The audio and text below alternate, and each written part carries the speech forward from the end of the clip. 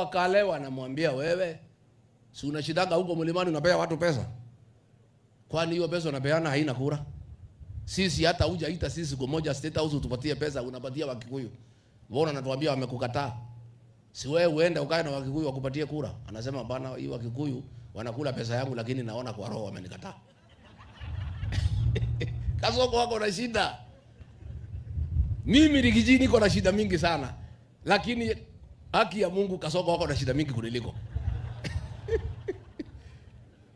Amekataliwa nyumbani, amekataliwa kila mahali, anajiongelesha kwa sababu ya uongo na kutumia Biblia vibaya kudanganya Wakenya, na hasa shida yake kubwa kuua watoto.